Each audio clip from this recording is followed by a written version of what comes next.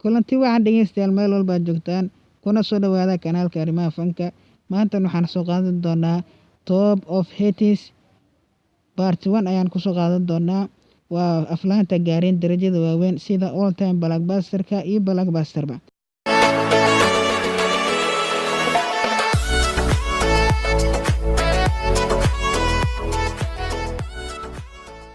Filimka ugu horeeya aan barnaamijka maanta kusoo qaadan doono waa Home Up-ka Heineken. Filimkan waxaa tiyaatarada la saaray 5 Agoosto 1994 waxaana hogaamiye ka ah Salman Khan, sidoo kalena waxaa ku jirta Madhuri Dixit. Filimkan darajada uu gaaray waa All Time Blockbuster. Filimka labaad waa Bahubali 2 waxaa tiyaatarada la saaray 28 Abriil 2017 waxaana hogaamiye ka ahaa Breifas. Darajada uu gaaray waa All Time Blockbuster.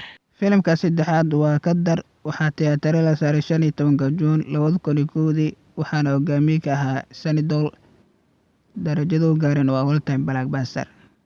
Filimka afraad waa Dilwali waxaa tiyaatarada la saaray 20 Oktoobar 1995 waxaana hogaamiye ka ahaa Shah Rukh Khan waxaana kula jirtay Kajal. Darajada uu gaaray waa All Time Blockbuster. Filimka shanaad waa Raja Hindustani waxaa tiyaatarada la saaray 11 Noofembar 1996 waxaana hogaamiye ka ahaa Aamir Khan waxaana kula jirtay Karisma Kapoor. Darajada uu gaaray waa All Time Blockbuster. Filimka lixaad waa Dangal waxaa tiyaatarada la saaray 23 Diseembar 2016 darajada uu gaaray waa All Time Blockbuster waxaana hogaamiye ka ahaa Aamir Khan. Filimka toddobaad waa Border waxaa tiyaatarada la saaray 13 Juun 1997 waxaa hogaamiyaal ka ahaayeen Sunil Shetty, Sunny Deol, Rekha iyo Jackie Sharif. Filimka sideedaad waa Kuch Kuch Hota Hai waxaa tiyaatarada la saaray 16 Oktoobar 1998. Filimkan waxaa hogaamiye ka ahaa Shah Rukh Khan waxaa kaloo doorar muhiim ku lahaa Kajal iyo Rani. Filimkan darajada uu gaaray waa All Time Blockbuster. Filimka sagaalaad waa Bajrangi Bhaijaan waxaa tiyaatarada la saaray 17 Juulaay 2015. Filimkan waxaa hogaamiye ka ahaa Salman Khan, sidoo kale waxaa door muhiim ku lahayd atriishada lagu magacaabo Kareena Kapoor. Darajada uu gaaray waa All Time Blockbuster. Filimka tobanaad waa BK waxaa tiyaatarada la saaray 19 Diseembar 2014. Filimkan waxaa hogaamiye ka ahaa Aamir Khan iyo Anushka Sharma. Filimkan darajada uu gaaray waa All Time Blockbuster. Filimka 11aad waa Three Idiots waxaa tiyaatarada la saaray 24 Diseembar 2009. Filimkan waxaa hogaamiye ka ahaa Aamir Khan, sidoo kale waxaana ku jirtay Kareena Kapoor. Darajada uu gaaray waa All Time Blockbuster. Filimka 12aad waa Dom 3 waxaa tiyaatarada la saaray 20 Diseembar 2013. Filimkan waxaa hogaamiyaal ka ahaayeen Aamir Khan, Abhishek Bachchan, Uday Jabra iyo Katrina Kaif.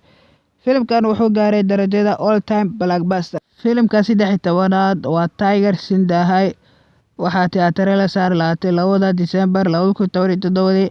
Filimkan waxaa hogaamiye ka ahaa Salman Khan, sidoo kale waxaa ku jirtay Katrina Kaif. Filimkan darajada uu gaaray waa Blockbuster. Filimka 14aad waa Suldaan waxaa tiyaatarada la saaray 6 Juulaay 2016. Filimkan waxaa hogaamiye ka ah Salman Khan, sidoo kale waxaa door muhiim ku lahayd atriishada lagu magacaabo Anushka Sharma. Filimkan waxa uu gaaray darajada Blockbuster.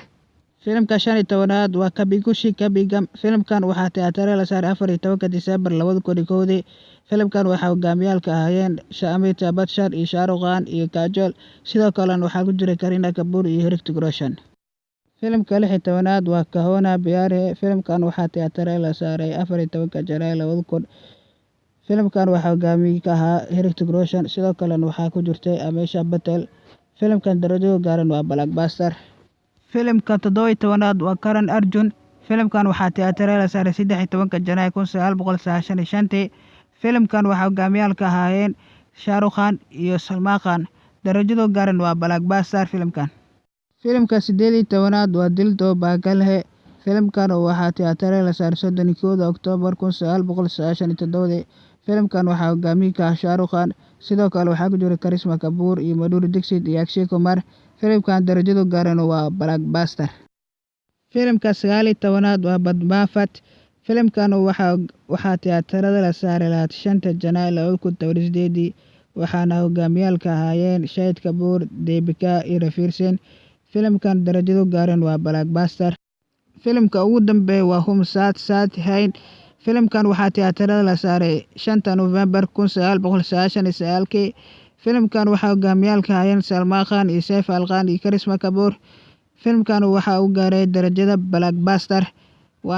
Asxaabe waxaa halkaas noo eg xogtii maanta aan kusoo qaadanay topics-ka ama aflaanta darajada waaweyn gaareen sida all time blockbuster-ka ama blockbuster-ka.